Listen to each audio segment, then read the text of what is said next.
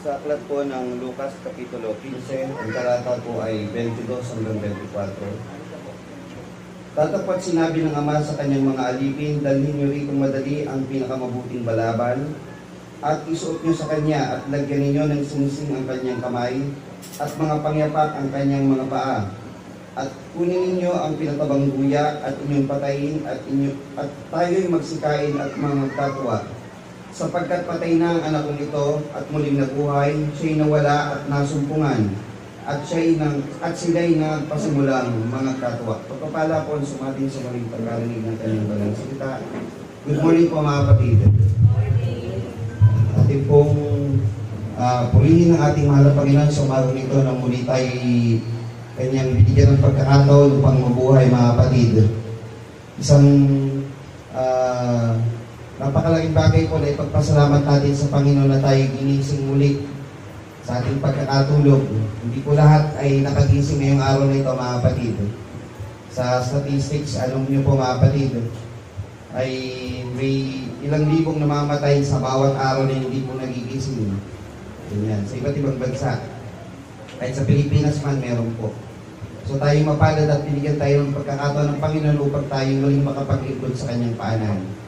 Hindi po mga kapatid, purihin ng Panginoon sa mga papuring awit na ating inawit kanina na nakapagbigay po sa atin ng sigla, gayon din lalo higit naway nakapagbigay ng kasiyahan sa Panginoon sa magitan po ng ating pag-awit. Mula nung pasimula po ng ating gawain kanina mga kapatid. Masarap po bang umawit sa Panginoon?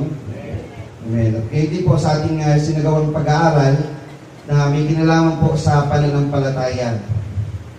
For the benefit po ng ating mga panauhin at ng mga bago pong mga member, ay bago po simulan yung ating pong mensahe, ang ating pong pinasasama-samahan pong pananampalataya, ito po yung pangalan po, Church of Christ founded in Jerusalem, New Testament. Kung inyo pong mapapansin sa ating pong mga panauhin at mga bago pong mga miyembro, kami po ay wala pong rebulto dito. Hindi po nakikita. Wala po kaming mga imahe, wala po kaming mga inanyuan, kundi pangalan lang po ng church ang nandito. Dahil po ang aming pong pananampalataya ay nakabatay po sa mga bagay na hindi nakikita, ito po ay pinagtibay po ng salita ng Diyos, ayon po sa nakasulat sa Biblia, ayon po sa ating pag-aaral po kanina. Kung ano lang po yung sinusulat sa Biblia at ating po nababasa, yun lang po yung aming tinuturo. Pangalawa, kung ano po yung tinuturo natin, mga kapatid, ito po yung ating pinagtitibay sa ating mga puso. May nagtanong, bakit na Lester, paano mo naman mapatunayan na yung Biblia, na yung binabasa, totoo? Sulat lang naman yan ng tao. Totoo po, sulat po yan ng tao kasi ito po yung inukol na mabasa ng isang tao. At meron po tayong tinatawag mga kapatid, pagdating po sa mabilisang sagot, pag ang kausap mo kasi isang taong walang pananampalataya, kahit basahin mo mismo yung Biblia, ayon sa nakasulat dito, yun nga mismo yung sinasabi ko, hindi naman totoo yung babasahin mo. O sige, patutunayan ko sa yung Biblia sa magitan ng hindi pa nakasulat. Nakita mo na ba ang buong katawan mo? Nakita mo na ba ang cosmos o yung universe? Paano ito nabuo? Kung yung relo mo, paano nabuo yan? Napaka-komplikado ng relo, di ba? Kailangan mo dyan ng watchmaker. Dito sa Marikina, Antipolo, marami rito sapatero. Paano nabuo yung sapatos? Kailangan meron kang sapatero. Bahay. Ano kailangan para mabuo yung bahay? Karpintero, mason. Yung universe, yung creation, there should be a creator. Hindi yan pwedeng basta may pagsabog dito, may nangyari na lang na ganito, biglang suminaw, nabuo at naging mundo. Hindi po yung ganun, mas matindi pa na ng palataya mo kung ganun, di ba? There should be a designer, a great mind, an intelligent mind, an intelligent creator para buuin yun. Lalo na itong katawan, yung pagkakabuo, yung retina lang ng mata yung structure lang ng mata, paano dinisenyo yan? Malibang maniwala kang may isang Diyos na makapangyarihan na mag-disenyo niyan at mag-create niyan. Yun lang po ang makakagawa niyan. Pangalawa, ang Biblia, mga kapatid, is not once upon a time. Ang mga nakasulat po sa Biblia ay mga totoong lugar, mga totoong tao, at mga totoong pangyayari. Hindi nyo po mababasa rito, once upon a time in a land so far, far away, in the land called Narnia, walang ganun po dito. Dito, pag sa Jerusalem, there is Jerusalem talaga. May Bethlehem, may Persia, may Mesopotamia, may Ilog Jordan, may Corinto. The places na po na binabasa rito are exact kung ano po ang meron po sa ating kasalukuyan. Totoong buhay po ang nangyari dito. Pangatlo, tinatawag po na scriptural harmony. Yung nakasulat po dito ay hindi po isinulat ng isang tao lamang ng sabay-sabay. Okay, mga kapatid, si sister ganito, gawa ka ng ganitong aklat, ikaw gawa ka ng ganitong aklat. Hindi po. Hiwa-hiwalay po ang pagkakasulat nito, iba't ibang tao, iba't ibang panahon. Pero sila ay nagsosuportahan sa isa't isa at hindi nagko-contradiction. Dahil po may isang author, ang Panginoong Diyos na nagbigay sa kanila ng kaisipan upang isulat ang lahat ng nakasulat po dito. Isa author, iba't ibang kamay ang ginamit ng Panginoon upang isulat. Ganun napakahiwaga ng Biblia. Ganun siya katotoo. Isa pang patotohanan dyan is when Jesus was resurrected from the dead. Si Jesus ay nagbuhay mula sa mga patay. Sinulat po ito ng mga apostol, sinulat po ng mga eyewitness, mga nakakita. Sino po ang pinakamabuting makapagpatotoo kundi yung nakakita mismo sa muling pagkabuhay ng Panginoon. At ang pang-apat, para patutuhanan mo yung Biblia, yung tinatawag natin na change life. Alam niyo mga kapatid, yung change life, the Bible itself, pag binasa mo, will change yourself, will change you. Mababago nitong yung buhay. At yung pagbabago sa buhay mo ang magpapatunay na yung binasa mo totoo. Kayo po ba mga kapatid, naramdaman niyo ba yun? Na nung binabasa niyo ang Biblia, tinuturuan kayo linggo-linggo, kada Miyerkules, sa mga gawain natin, binabago nito ang inyong buhay. Kayo mismo ay makapagpapatotoo sa inyong sarili na ang Biblia natin binabasa, totoo. Ngayon, ano po ang pinatutuhan natin sa Biblia? Ang pinagsasama-samahan po ng Church of Christ founded in Jerusalem, mayroon tayong nag-iisang Diyos at tagapagligtas. Lalo na sa Lumang Tipan, sa aklat po ng Deuteronomio 6:4, ang sabi, "Hear, Israel, that our Lord is one, the Lord is God and the Lord is one." Kahit sa mga Israelita, sinasabi na, ang Diyos ay isa.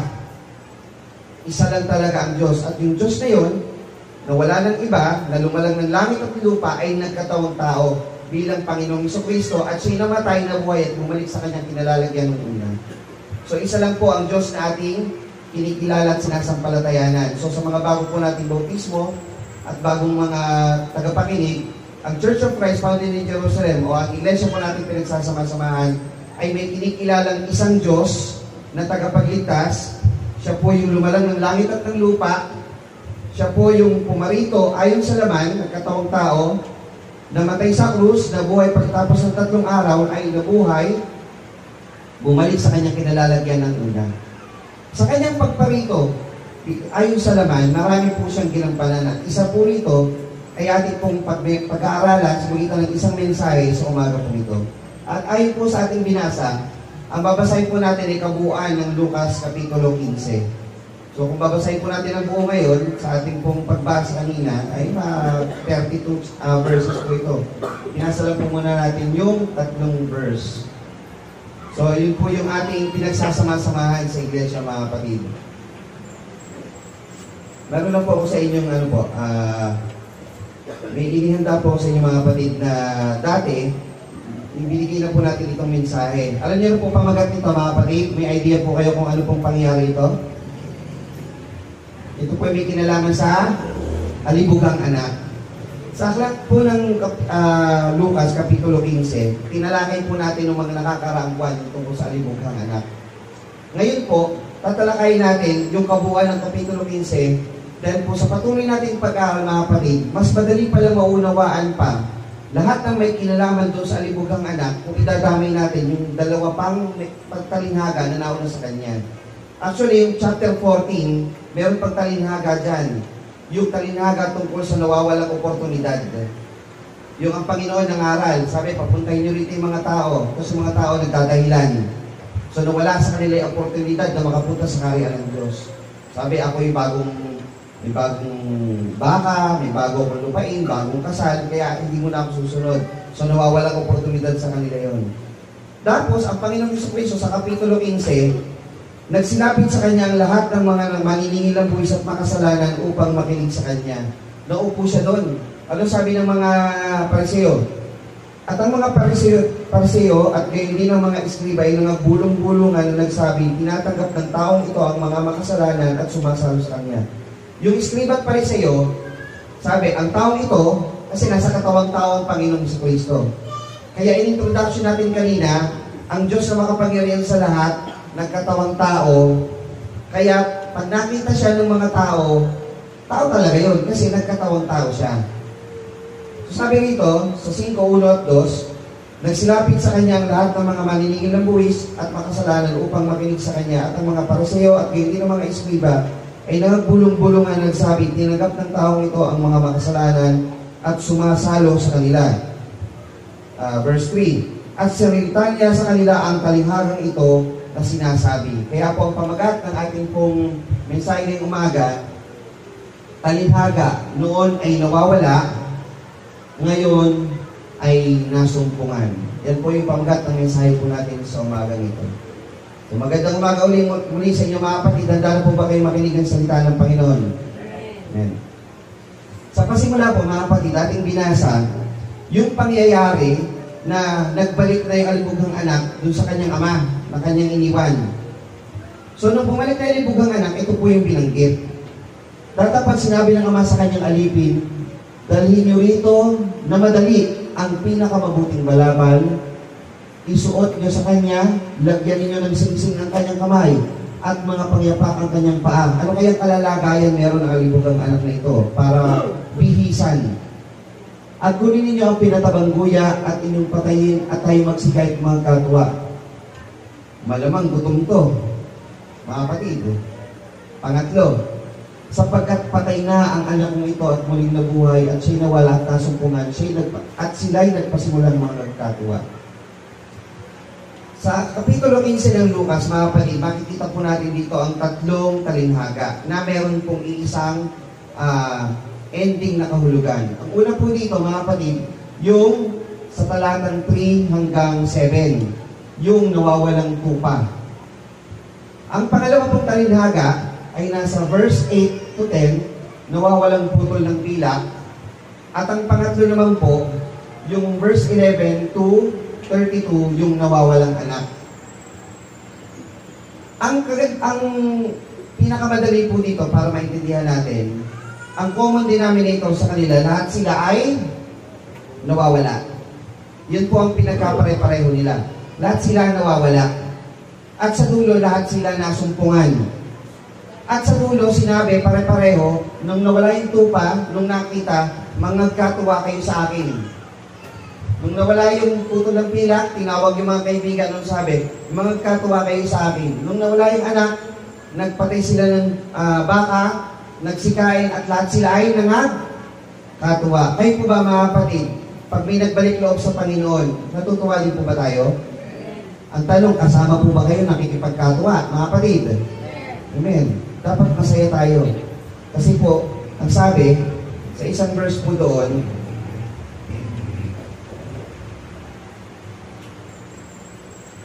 sa Lucas 15:6, ang sabi dito, at pag-uwi niya sa tahanan, ay titipunin niya ang kanyang mga kaibigan at kanyang mga kapitbahay at sasabihin sa kanila, makipagkatuwa kayo sa akin. Kasi pag di kayo nakipagkatuwa, ibig sabihin di kayo kaibigan nung naghahanap. Di ba? Sabi, tinawag niya ang kanyang mga kaibigan, makipagkatuwa kayo sa akin. Pag tinawag ka, ibig sabihin, kaibigan ka, makipagkatuwa ka. Pag di ka nakipagkatuwa, ibig sabihin, hindi ka kaibigan, hindi ka kaibigan ng Diyos. Diba? Baka kaaway ka.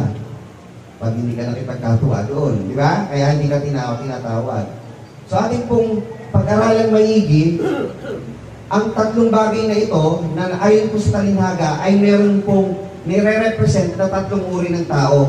Actually, dalawang uri lang po ng tao meron. Isang nawawala at isang nasumpungan. Dalawa lang naman talaga eh. Pagdating sa pananampalataya, dalawa lang. Isang nawawala at isang nasumpungan. Pero yung nawawala, may tatlong uri. Ano po yun? Nawawalang tupa, nawawalang putol ng pilak, at nawawalang anak. Paano natin pwede mang lahat? Ito na lang, mas madaling intindihin to, di ba? Ngayon, anong kinaibahan ng bakit gumamit pa ang Panginoon ng nawawalang tupa para isang ilustrasyon? Bakit pag gumamit ang Panginoon ng nawawalang pilak bilang ilustrasyon? So, tatlong senaryo o tatlong uri ng taong nawawala ang ating pong matutunghayan sa umagang ito. Sa kalagayan, pare-pareho silang nawawala. Ayan, kalagayan, nawawala. Yung tupa, may buhay ba siya? Mayroon. Yung putol ng pilak, may buhay? Wala. Yung anak may buhay? Mayroon. Pagdating sa desisyon, yung tupa, may sarili ba siyang desisyon? Hindi niya kayang magdesisyon. Sa pinag-aralan natin sa Psalms 23, sa awit 23, yung tupa, nakasalali talaga yan sa pastol niya o sa pastor niya, yung tupa. Kung anong sabihin na pastor, dito ka pumwesto, doon lang po pwesto, iiwanan niya na yan doon. Ang putol ng pilak, may desisyon ba? Siyempre, wala. Wala nang buhay yun eh. Diba? Yung anak may desisyon, kaya yun, tao yun eh. Kakayanan. Yung tupa, may kakayanan ba? Meron, nga lang mahina. So, sobrang hina ng kakayanan ng isang tupa. Ganito na lang eh. Nakita niyo ba yung may nag-dog pounding na ba dito? Dog pounding, puno ng aso. Natanggal ngayon yung padlock nung yung hawla. Nakawala yung mga aso. Anong gagawin niyo sa mga anak niyo? Tapos nag-away-away yung mga aso. Pasok, delikado, di ba? Pero pag nakakita kayo ng isang truck na puno ng tupa at nahulog, baka sabihin niyo sa mga anak niyo, labas tayo, manghuli tayo. Kasi talagang walang arim yung tupa. Harmless po yan. Napaka-harmless. Napakahina.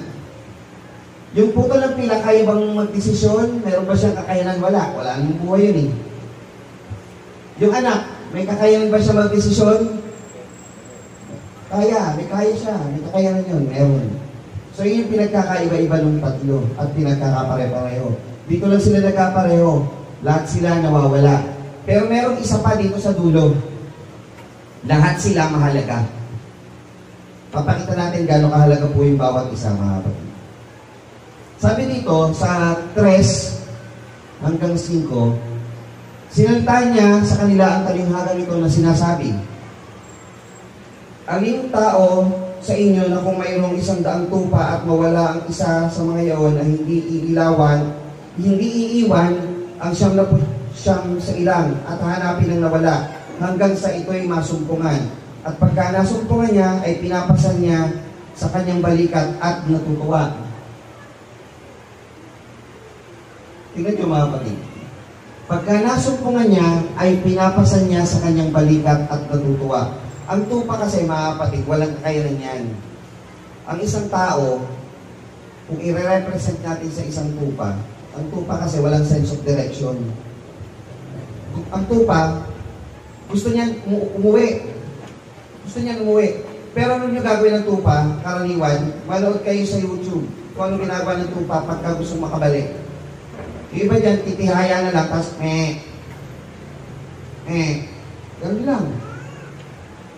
Malibang marinig niya yung boses ng pastor niya kasi ang mga tupa, hindi po yung makikinig sa sa boses ng ibang pastor niyan. Meron pong mga lugar sa Middle East, naghalo-halo lahat ng tupa, 3 pastor nagsama-sama. Kakita-kita. Sige, alis na ako, sabi ng isa. Sige, sa akin, walay sila. Pag sipol ng isa, lahat ng tupa niya pumunta sa kanya. Ang galing, humihiwalay talaga yung sarili kanya. Sumipol yung isa, sumitsit, alam nung mga tupa kung sino yung may-ari sa kanya. May iwan kung kanino yung sa pangatlo. Walang sasama doon na alam niya kung sino susundin niya eh. Pagka isang nawawalang tupa, walang kakayanan, karaniwan yan, may bali yan, karaniwan may sakit yan, papasanin ngayon yan, iuuwi ngayon yan. Pinasan niya sa kanyang balikat na natutuwa. At pag uwi niya sa tahanan, titipunin niya ang kanyang mga kaibigan at kanyang mga kapitbahay. Sasabihin sa kanila, makipagkatuwa kayo sa akin sapagkat nasumpungan kong aking tupang nawala. Sinasabi ko sa inyo ay na gayon din nagkakatuwa sa langit dahil sa isang makasalanan nagsisisi kaysa 99 na taong matutuwid na di nakakailangang magsipagsisi. Ang isang tupa, kaya po yung karaniwang nawawala. Halimbawa, kasama niya ang marami. Pag hindi niya na naririnig yung boses ng pastor niya, sama-sama, kaya dapat yan dikit-dikit eh. Pag di niya na naririnig, at wala kayong makikitang tupa maglakad ng diretsyo, laging pagkanong galing yan. Kasi alerto sa ano yan eh, alerto sa kalaban yan eh. Kasi wala siyang pandepensa, ang tanging pwede niya lang gawin, umiwas. Problema, hindi din siya ganun kabilis tumakbo. Mabilis siya tumakbo, pero para sa mga kalabang lobo, mahina eh, mabagal yan. At dahil palinga-linga yan, pag hindi niya na narinig yung pastor niya, nahihiwalay po yan. Ganun po ang sistema niyan. So yung isang tupa na naliligaw, mga kapatid, ang isang tao na naliligaw, they belong, mga kapatid. Yung Israel, hindi po, ang Israel gusto ng Diyos maligtas siya, di ba? Pero may mga taga-Israel na nawawala. Hinahanap ng Diyos yun. Kaya siya nagkatawang tao, di ba? Hinahanap niya yun. At para sa kanya, siya'y nasa langit, nasa kanyang kinalalagyan, magkatawang tao para hanapin siya. Tingnan niyo mga kapatid, sabi ng mga businessman, siyang napot siyang iiwanan mo. Di ba sa business, isa lang mawala, okay lang yan, losses na yan. Di ba? Sa business, okay lang yan, isa lang naman yan, losses lang yan eh. Basta may siyang napot siyang okay na business, di ba? Pero sa Panginoon, you are the business. You are His business. Ikaw ay mahalaga sa Diyos. Ikaw na nawawala, ang Diyos, kusang loob na nagkatawang tao para hanapin ka lang, kapatid. Ganun ka kahalaga.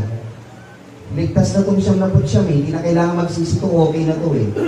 Pero para sa'yo magkakatawang tao kung hanapin lang kita. Ganun ka kahalaga sa Panginoon.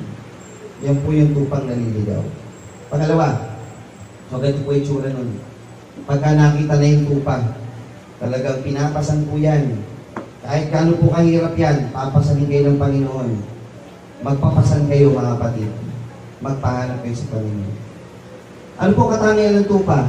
May buhay, walang sariling desisyon, walang sense of direction, walang depensa, mahina, nakasalalay sa pastor ang buhay niya, nangangailangan siya ng tulong. So kayo mga kapatid, hindi kaya kayo mga instrumento ng Diyos upang magpasandi ng tupa para mailapit sa Panginoon. Hindi kaya pwede rin po kayong kasangkapan ng Panginoon bilang bahagi ng kanyang katawan. Baka sa bahagi ng katawan, kayo yung balikat na magpasan doon sa tupang nawawala at mailapit sa Panginoon. Pag-isipan niyo mga kapatid, Panginoon naghahanap. Kayo maaaring maging bahagi ng kaligtasan ng isang tao na nawawala, na walang kakayanang makalapit, ngunit kayo ang maglalapit sa Kanya sa Panginoon. Wala siyang kakayanan. Diba? Lucas 15:8-10. Basahin po natin. O alin ng babae ang may 10 putol na pilat na kung mawalan siya ng 1 putol ay hindi baga magpapaningas ng isang ilawan at wawalisan ang bahay at hanaping masikap hanggang sa ito'y masumpungan niya. Pagka nasumpungan niya, ay titipunin niya ang kanyang mga kaibigan at mga kapitbahay na sinasabi, makipagkatuwa kayo sa akin sapagkat nasumpungan ko ay 1 putol na nawala sa akin. Gayun din sinasabi ko sa inyo na may tuwa sa harapan ng mga anghel ng Diyos dahil sa isang makasalanang nagsisisi. Tingnan niyo po ito mga kapatid. Ang salapi o pilak, walang buhay. Ang ikalawang uri ng taong nawawala mga kapatid, 2 uri pa ulit yun. Yung isa, yung mga taong nawawala na hindi nila alam na nawawala sila. Alam ba ng coin na nawawala siya? Yung pilak. Sino na nakawala ng ano sa inyo? Nakawala sa inyo ng bagay sa bahay. Ano ba pinangahanap nyo? Mata? O bibig? Marami rito. Marami rito, maghanap bibig. Diba? Oh. Pag kayo'y naghahanap, mga kapatid, pag tinawag niyo yung barya, Sasagot kaya yun? Tingin nyo? Hindi, kasi wala siyang alam eh, walang buhay yun eh. Diba? Yun yung pangalawang taong nawawala. Hindi niya alam na nawawala siya. Alam niyo yung pangalawang klase niya, ano yung pangalawang version niyan? Yun yung mga taong akala nila, hindi na sila nawawala. Patuloy, makikita nyo kahit sa Facebook yan. They will post verses, they will post, they were Christians, we are found. Pero totoo, nawawala pa rin sila kasi wala sila sa tunay na iglesia. Wala sila sa tunay na Diyos. Nawawala yun. Paano mo nasabi hindi ka nawawala? Wala ka naman sa tunay na Diyos. Diba? So, hindi nila tinatanggap na sila'y nawawala at hindi nila alam na nawawala sila. Yan yung mga coins, mga kapatid. Pero gano'n yan kahalaga? Ganito po kasi yun. Noong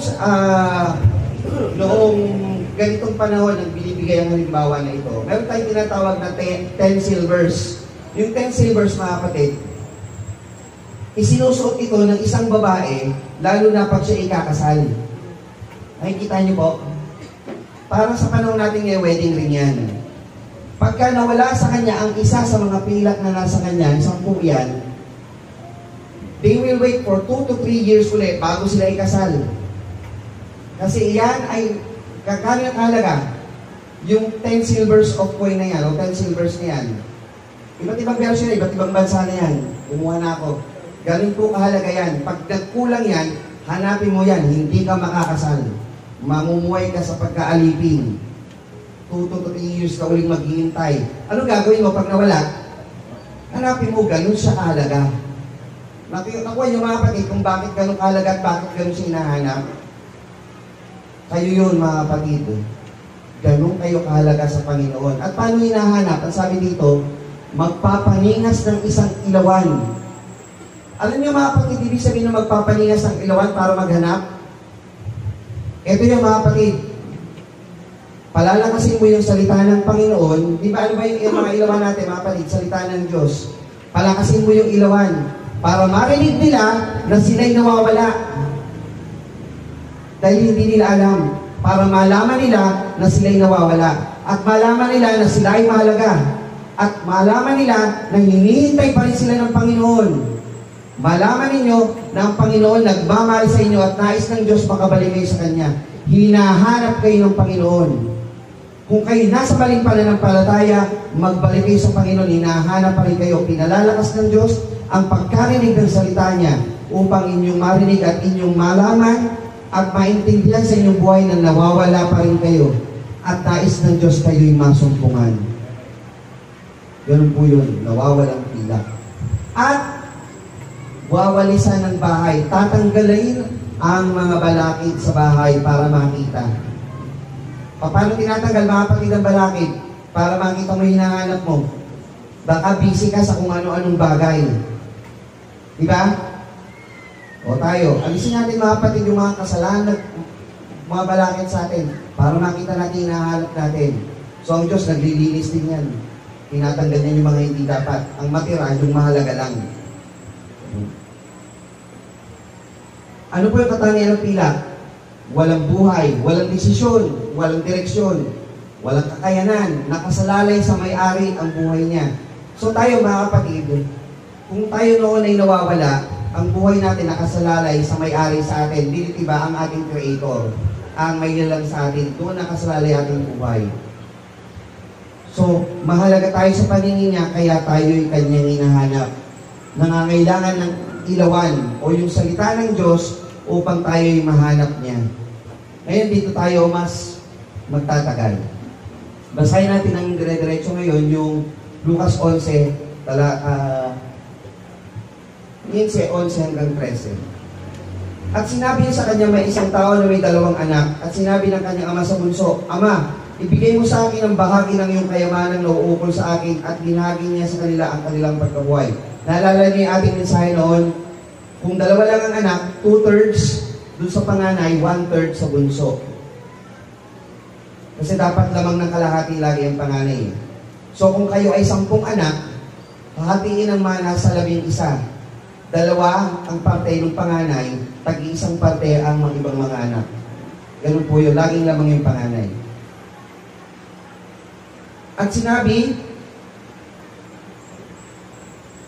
niya sa kanyang ama, At sinabi ng kanyang ama sa bunso, at sinabi sa kanyang ama ng bunso, Ama, ibigay mo sa akin ang bahagi ng iyong kayamanan na ukol sa akin at dinahagi niya sa kanila ang kanyang pagkabuhay. At ang isa pang sistema ng pagbibigay ng mana, FYI po, no? Para po sa inyong kalaman, paano binibigay ang mana o kailan? Kapag patay na ang magulang. So pag sinabi ng isang bunso sa kanyang ama, ibigay mo na sa akin yung mana, alam niyo ang katumbas niyan? Tatay ko, hindi na kita maintay. Mamatay ka na, akin na yung kayamanan mo. Masakit yun sa tatay. Pag hinihingi mo na, parang wala ka ng halaga sa akin eh. Ganun po yun. Masakit, mga kapatid, kung kayo tatay, gaganunin kayo ng anak nyo, masakit yun. Sunod natin. At hindi nakaraan ng maraming araw, ay tinipon ng lahat ng anak na bunso ang ganang kanya. So nagmadali, hindi nakaraan ng maraming araw. At naglakbay sa isang malayong lupain at tuwing nagsaya ang kanyang kabuhayan sa palunging pamumuhay. On a prodigal living. Kaya tinawag na prodigal son. 14 to 16. At nang magugol niya na lahat, ay nagkaroon ng isang malaking kagutom sa lupain iyon at siya'y nagpasimulang mangailangan. At pumaroon siya, nakisama sa isa sa mga mamayan ng lupain iyon at sinugo niya siya sa kanyang mga parang upang magpakain ng mga baboy. At ibig niyang siya'y mabusog, sana niyang mabusog ang kanyang tiyan ng mga iba na kinakain ng baboy at walang taong magbigay sa kanya. Napunta siya sa malayong bayan, ubos na yung kanyang pag-aari, nalustay na niya, so napunta siya sa isang amo, naging alipin siya doon. Ano trabaho niya? Tagapagpakain ng baboy. 17 to 19. Datapat nang siya'y makapag-isip, ay sinabi niya, ilang mga alilang upahan sa aking ama ay may sapat na at tumalabi sa pagkain. At ako rito'y namamatay ng gutom. Magtitindig ako at paroroon sa aking ama at aking sasabihin sa kanya, Ama, nagkasala ako laban sa langit at sa iyong paningin. Hindi na ako nararapat na tawaging anak mo. Gawin mo akong tulad sa iyong mga alilang upahan. Tanda niyo mga kapatid, meron siyang tatlong sinabi rito. Una, nag-isip muna siya, may na-realize siya eh. Tapos nag-recite siya. Sabi niya, ganito sasabihin ko sa tatay ko, Ama, nagkasala ako laban sa langit at sa iyong paningin. Pangalawa, hindi na ako karapat-dapat na tawaging anak mo. At pangatlo, gawin mo akong tulad sa iyong mga alilang upahan. Ilan mga kapatid yung nire-recite niya? Tatlo. Tandaan niyo po yan, babalikan natin yung mamaya. 2021.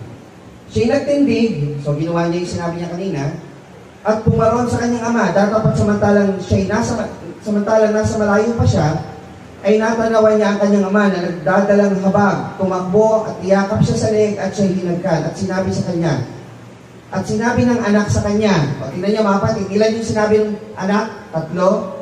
At sinabi, nagkasala ako laban sa langit at sa iyong paningin. Isa.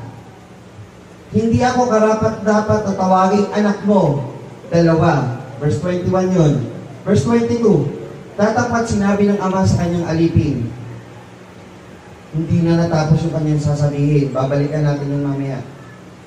Sinabi ng kanyang ama sa kanyang alipin, so ito yung pagsambutay natin kanina. Verse 25. Nasa bukid nga ang anak niyang panganay at nang siya'y dumating na malapit sa bahay, narinig niya ang tutugan at mga sayawan at pinalapit niya sa kanya ang isa sa mga alipin at tinanong kung ano kaya ang bagay na iyon. At sinabi sa kanya, dumating ang kapatid mo, pinatay ng yung ama ang pinatabang buya dahil sa tinanggap niya na ligtas at magaling. So yan po yung nangyari. Ngayon, babalikan na natin po yung ating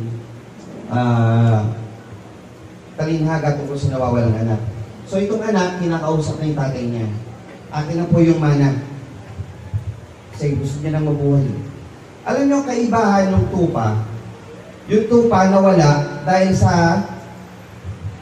nawala siya sa pagkarinig ng salita ng Panginoon.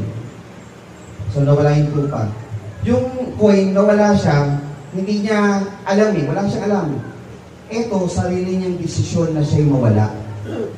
Alam niyo bang may dalawang dahilan kung bakit ang isang taong kagaya niya ay nawawala? Bakit siya nawala? Ganito yun mga kapatid, di ba may dalawang anak? Iisipin nyo, parehong magulang, pero bakit magkaiba ang nangyari sa anak? Di ba? Isang kasama niya na may takot at isang kumuha ng mana. Bakit nangyayari yun? Dalawa po kasi yan May tinatawag tayong free will at tinatawag na kasalanan. Dahil sa free will o yung sarili, tayo binigyan ng Diyos ang sariling kaya nang magdesisyon. Pangalawa, dahil sa kasalanan nakapaligid, kaya tayo nagdedesisyon ng kung ano-ano sa ating sarili na nagpapahiwalay sa atin sa pag-ibig sa atin ng Diyos. Hinighlight natin mga kapatid, tingnan niyo. Ama, ibigay mo sa akin ang bahagi ng kayamanan na uukol sa akin.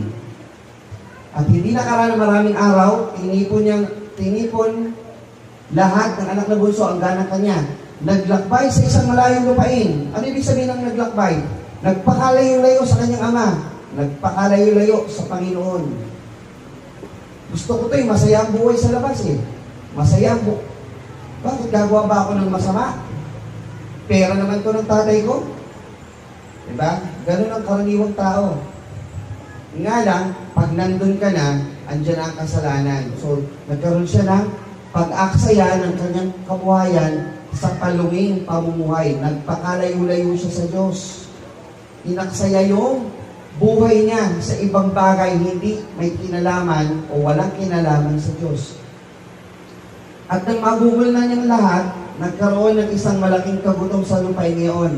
Alam mo, ang makapagbibigay minsan sa isang tao ng realization na kailangan niya na yung Diyos, minsan isang trahedya, minsan isang sakit, minsan kawalan ng pag-asa. Pag naramdaman niya na ang mga bagay na ito, marirealize mo, may kailangan ako sa buhay ko, hindi pala ang mga material na buhay.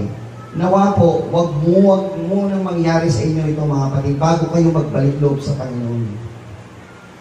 Kasi ibang tao, gusto magbalik sa loob sa Panginoon, nakadextrose na, nakakoma na. Nag-iisip sa kanyang sarili habang nakahiga sa kanyang karamdaman, Lord, nagbabalik loob na po ako sa iyo. Nung malakas ka, kung sagutin ka kaya ng Panginoon, nung malakas ka, tinawag mo ba ako? Kung ganunin ka, buti na lang ang Diyos mahabagin. Laging nagbibigay ng pagkakataon sa atin para magbalik tayo sa Kanya. At hindi aksidente na kayo'y nakarating dito, kundi may dahilan ng Diyos na kayo nandito upang marinig ang Kanyang salita, upang kayo makapag-isip-isip sa inyong sarili. Ano ba ang ginugugol ko sa ating sarili? Nagugol ko ng lahat, nagkaroon ng isang kagutom, at siya'y nagpasimulang mga ilangan. Hanggang sa maramdaman nyo na may kailangan ka pala. At pumaroon siya, nakisama sa mga mamamayan sa lupain iyon. Nandun siya sa malayo sa Diyos. Ngayon, nung wala ka sa Panginoon, napunta ka sa pagkaalipin. Ano ang nangyari sa kanya? Tagapagpakain ng baboy. Sa Israel, pag ikaw ay tagapagpakain ng baboy, nasa iyo ang pinakamabahabang kalagayan ng trabaho. Dahil sa kanila, ano ba ang baboy? Kinakain ba sa kanila yan? Hindi, di ba? Pag ikay, sa ibang lupain ka, tagapagpakain ka ng baboy, karumal-dumal nga sa kanilang baboy. Di ba? Hindi naman Israel ito, ibang bansa ito, ibang ito. So sa ibang lugar, may mga baboy doon, tingin ng mga Israel doon, karumal-dumal yung baboy, tapos ikaw tagapagpakain ka pa noon, at sabi, ibig niya sana mabusog ang kanyang tiyan, wala siya makain, gusto niya lang kainin yung ipa na kinakain ng baboy. Gano'ng kababa na ang kalagayan nito? Di ba? Isipin niyo mga kapatid, may nag-alaga labas sa inyo ng baboy dito, tapos kaya niyo bang kainin yung kinakain nila para mabusog ka dahil wala ka na makain Saluhan ko na lang kaya ako. Ganun na kabigat yung kanyang nararamdaman. Anong ginawa niya? Nung ganito na ang kanyang kalagayan, wala ko makitang picture mga kapatid So ito na lang po muna. Sabi niya, at siya'y nakapag-isip, mga kapatid, mag-isip kayo. Ilang alilang upahan sa aking ama ang may sapat at lumalapis na pagkain. Yung mga alipin doon sa bahay ng tatay ko o ng ama ko, may sapat, lumalapis pa yung pagkain. Ako yung anak, nandito ako. Diba? Magbigay kang logic sa iyong sarili, di ba? Ako rito mamamatay sa gutom. Ano gagawin ko? Magtitindig ako, paroroon ako sa aking ama at aking sasabihin sa kanya, Ama, nagkasala ako, laban sa langit at sa iyong paningin. Ano pangalawang sasabihin niya? Hindi na ako karapat-dapat na tawagin anak mo. Alam niyo mga kapatid, tawag dito, the prayer of repentance. Yung pagsisisi. Nagsisisi kayo, ganito ka nagsisisi mga kapatid. Aaminin mo, nagkasala ka. Babalik ka. At sa iyong pagsisisi, parusahan mo na lang po ako, makabalik lang ako sa iyo. Gawin mo na lang ako tulad sa iyong mga alilang upahan. Mapatawad mo lang ako at makabalik lang ako sa iyo. At siya nagtindig, at pag nag-isip ka, kapatid, gawin mo. Siya nagtindig, pumaroon sa kanyang ama, at ang kanyang ama, samantalang nasa malayo pa siya, ay nagdalang habag at tumakbo. Alam niyo mga kapatid, nung nabasa ko ito, kinikilabutan ako mga kapatid. Ang Diyos, makapangyarihan sa lahat. Tama po ba? Nakikita ba niya yung hinaharap? Nakikita niya yung nakaraan, nakikita niya kasalukuyan, nakikita niya yung hinaharap. Ang Panginoon, hindi ka pa man ipinapanganak, nagkatawang tao na siya dahil alam niya, magbabalik loob ka sa Kanya. Yung pagtakbo is the effort ng Kanyang pagkakatawang tao. Kanyang effort ng paglapit sa iyo, ng pagdalang habag sa iyo, nagkatawang tao siya para tubusin ka sa iyong kasalanan. Tumakbo siya, lumapit siya sa iyo. Niyakap siya sa liig. Niyakap niya ngayon yung kanyang anak. Ngayon, tanong ko noong huli ko po itong mensahe. Paano mo yayakapin ng isang anak? Kapatid. Tama? 2 anak. 3 anak, paano? 4. 10 tao magbalik loob sa Panginoon, paano mo yayakapin? Ilan tayo mga kapatid sa lokal ng Kupang? Paano tayo niyakap ng Panginoon? Iba't ibang mga lokal sa iglesia po natin sinasamahan. Paano niyakap ng Panginoon? Sabay-sabay na nakaunat ang kamay sa krus. Ganoon po niya, inunat ang kanyang kamay upang lahat po tayo mayakap ng mga kapatid. Welcome ka aking anak na nagbabalik. Para sa iyo, ako'y nagkatawang tao upang tubusin ang iyong kasalanan. Ganyan ang Panginoong Jesus nang siya ay yumakap sa bawat sasabi nung tayo makasalanan. Niyakap niya tayo mga kapatid. Sabi sa awit kaninang umaga, niyakap mo ako sa aking karunihan. Gaano kabaho na ito ay natutulog kasama ng mga baboy. Niyakap siya ng kanyang ama. Sana ma-picture out niyo mga kapatid. Hindi siya naliligo, hindi siya kumakain kasama ng mga baboy. Niyakap mo. Diba? Niyakap mo ako sa aking karunihan. Inibig mo ako nang di kayang tumbasan. Diba? Pag naramdaman niyo yung awit kaninang umaga, yun yung ipinahihiwatig ng isang alibugang anak sa kanyang ama. Lord, niyakap mo ako, bagaman ako'y marumi, bagaman ako'y makasalanan, niyakap mo ako sapagkat minamahal mo ako. So tayo mga kapatid, iniibig tayo ng Panginoon. Hindi ko alam kung anong background ninyo, hindi ko alam kapatid, sister, sa mga bisita natin, sa mga bagong bautismo sa atin, o sa ating mga dati ng kapatid sa pananampalataya. Hindi ko alam kung anong background ninyo, anong nakaraan ninyo, pero Panginoon, tinanggap kayo. Tinanggap tayo. Mahal tayo ng Panginoon at nililinis siya ng Panginoon. Ikaw ay magpasailalim sa tinatawag na bautismo. Sa pagitan ng iyong pagsampalataya sa Kanya, tatanggapin ka ng Panginoon kapag tinanggap mo siya bilang iyong sariling tagapagligtas. Dalhin nyo rito na madali ang pinakamabuting balabal, isuot nyo sa Kanya, lagyan nyo ng singsing. Alam nyo ba ibig sabihin ng lagyan ng singsing? Pinakikilala na ito ay aking anak.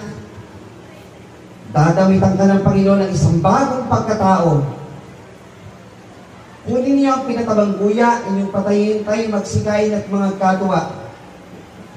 Tayo magkakasiya bilang magkakapatid sa tuwing merong isang kaluluwa na nagbabalik sa Panginoon. Sapagkat siya'y patay, sapagkat patay na ang anak nito, at muling nabuhay siya'y nawala at nasumpungan. Kaya pag may isang nagbabalik, gaya natin dati, tayo'y nawawala at tayo ay nasumpungan. At nangagpasimulang mga katwa. Kaya tayo mga kapatid sa isang talata sa Biblia, o kay butit pagkaligaya sa magkakapatid na nagsisitahang magkakasama sa pagkakaisa. Lahat tayo yung nagkakatuwa mga kapatid dahil tayo pinili na sumpungan ng Panginoon. Manatili tayong gayon na nasumpungan. Huwag na tayong magpakaligaw mga kapatid.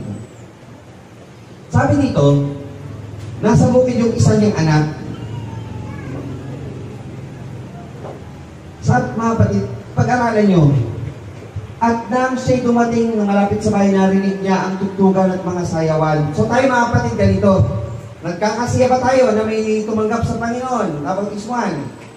Pero may mga tao sa labas, anong sinasabi? Ano kaya ang mga bagay na nandoon? So pinaliwanag, ang meron kasi dito, may isang kaluluwang nagbalik-loob sa Panginoon. Nagkagalit yung ibang tao. Sabi kasi, ayaw pa nila pumasok. Lumabas ang kanyang ama at namanig sa kanya. Dato pa siya sumagot, narito, maraming taon na kita'y pinaglilingkuran at kailanman hindi ako sumaway sa iyong utos. Kailanman hindi mo ako binigyan ng kailanman ng isang maliit na kambing upang ipagkatuwa ko sa aking mga kaibigan. Alam niyo mga kapatid, ang pangalawang anak dito kasi, nagluto kay mga Pariseo. Itong mga Pariseo, akala nila anak sila, mga kapatid. Dahil sa kanilang kagandahang ginagawa nila sa mga pagkakatipon na sila ang may gawa ng mga mapagpaimbabaw, akala nila nasa kanila yung buhay. Nasa kanila dapat nakapaling ang ama, pero ang ama may hinahanap talaga ang kanyang tunay na anak. Dumating anak mong, tinan nyo mga kapatid ha, pag-aralan nyo itong verse 3. Datapwat nang dumating itong anak mong umubos ng iyong pagkabuhay sa mga patotot, hindi man lang niya sinabi na nang dumating ang kapatid kong ito, di ba? Hindi niya tinatanggap na kapatid eh. Anong sabi niya? Nang dumating ang anak mo ito, o itong anak mo, kita nyo? Hindi siya kasi anak eh. Umubos ang iyong pagkabuhay sa mga patotot, pinagpatay mo siya ng pinatabang guya. Nagkasala na nga ito eh. Bakit siya pa? Diba? Ganun kasi ang Panginoon. Si Saulo man, isang mamamatay tao, pangulong makasalanan, tinanggap. Diba? Eh ito pa, anak ko din ito, tinanggap pa rin ng Panginoon. So hindi ko alam kung anong background ninyo, ano po kayong, saan kayo nanggaling, anong pananampalataya ang kinabibilangan ninyo. Pero oras na magbalik kayo sa Panginoon, hindi na po yan natitignan ng Panginoon. Ang titignan niya, isang pusong dalisay, isang pusong nagpapakababa na nais na magbalik loob sa Kanya. At hayaan mong Diyos ang magbigay sa iyo ng isang bagong damit o bagong pagkatao at tatanggapin ka niya bilang isang tunay na anak. Binibigyan ka niya ng karapatang tawagin na maging anak ng Diyos. Datapwat karapat dapat mga katuwa at mga saya tayo, sapagkat patay ang kapatid mong ito at muling nabuhay, nawala at nasumpungan. Yan po yung huling talata ng chapter 15 ng Lucas. Sabi dito mga kapatid, may dalawang kalagayan po ang tao, nawawala at nasumpungan. Yung nawawala, tatlong klase. Alam niya na siya'y nawawala, pero hindi niya alam makabalik. So tayo, meron tayong dapat gawin para sila makabalik. Isang nawawala na hindi niya alam.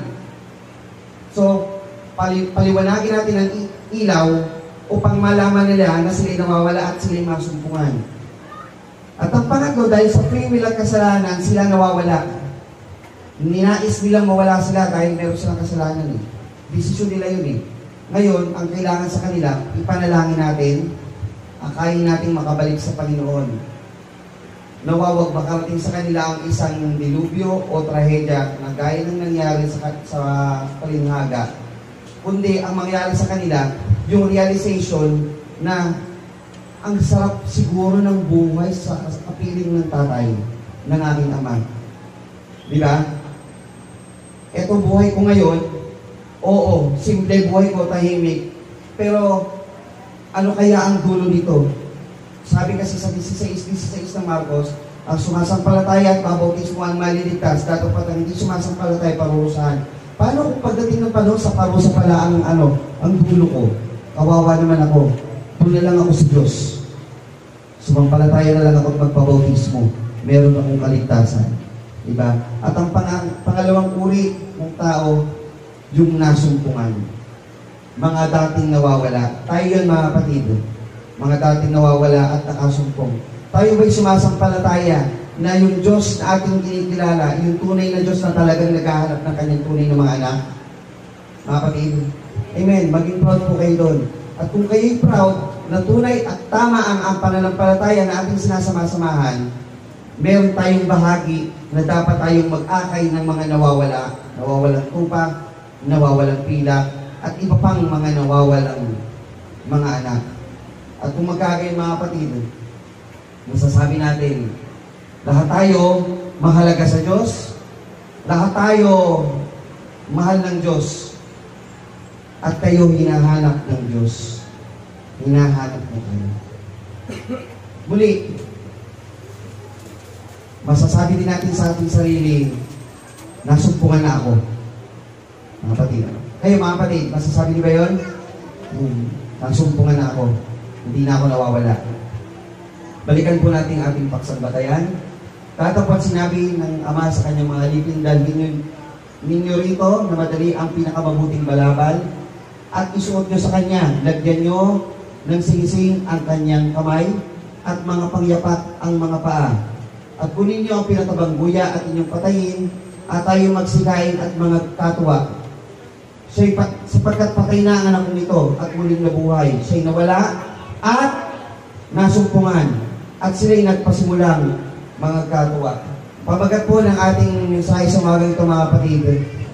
Noon ay nawawala, ngayon ay nasumpungan. Pagkupala po sumatin sa muling pagkarinig ng kanyang mga malang salita. Nawa po, mga kapatid, ay tumimo po sa ating puso at kaisipan ng mga salita ng buhay na ating narinig. Tayo po'y sama-sama muling tumindig at tawitin po natin ang pinapalimutan.